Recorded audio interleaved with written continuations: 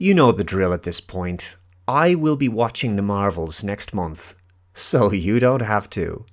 Now, there's some speculation going around that Disney know that they have a major flop on their hands when it comes to this film, because critic reviews are going to be embargoed until just 2 days before the film is released in cinemas.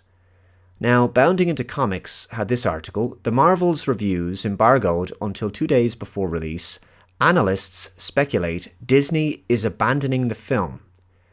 Now, what this could mean is that Disney is not confident with the movie and believe that word of mouth will be largely negative, and that could dissuade people from paying money to go and see it. In other words, this late embargo release could suggest that Disney feels that the less the cinema-going public know about the film prior to its release, the better.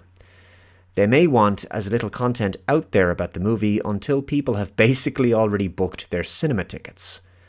I guess it's like that old saying, the less said, the better. If this is the case, such a strategy will at best only help the opening weekend. I suspect there will be a big drop-off from the second weekend once word gets around what the film is actually like.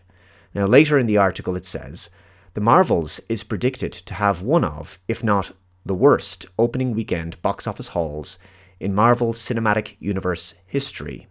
Box Office Pro predicts the film will only gross between $50 million and $75 million in its opening weekend. The outlet also predicts the film will only bring in between $121 million and $189 million in its entire domestic run.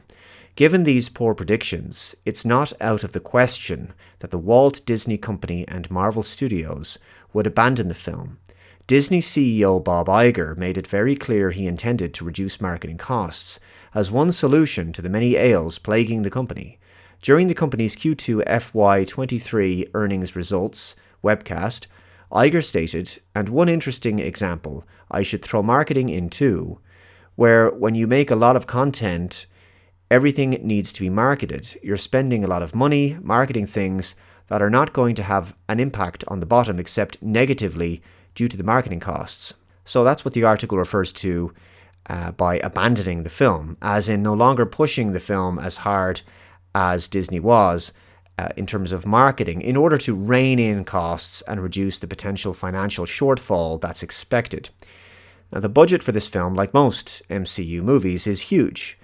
And the audience interest is not huge. Okay, it's especially low, I think. Now, I think the film was effectively dead on arrival from a box office perspective, long before the underwhelming trailers were released. Firstly, there seemed to be a lack of confidence with the primary character of Captain Marvel, hence the reason the film's name was changed to The Marvels, rather than billing the film as another Captain Marvel title. Secondly, the film has already been delayed, and now it appears that Disney is potentially concerned with the early critical reactions to the film by keeping the review embargo in place until just 2 days before the film's release. Now, I could ask you, who is actually excited for this film? And I can answer that question with confidence. I am. I don't know about you, but I can't wait to see the Marvels. And I can't wait to produce for you guys a fully forensic review of what will likely be a monumentally bland MCU movie. So break out the popcorn, for my review that is, because I expect you're not going to be going to see the film. Now, I'll conclude this video by saying that I want to take this opportunity to let you know that I've recently produced an exclusive video for my Subscribe Star supporters discussing the TV shows Buffy the Vampire Slayer and Angel, and specifically how my thoughts and feelings on those two shows have changed, in particular Buffy. I think you may be surprised by just how I now view that show in particular, looking back with the benefit of hindsight. So please watch that video, the link is below, and you can access my monthly exclusive content on Subscribestar for as little as $1 per month, and it helps to keep the Dave Cullen Show going. Anyway guys, I'll conclude it there. Let me know your thoughts in the comments below. Thank you very much for watching, and I'll see you next time. Bye bye.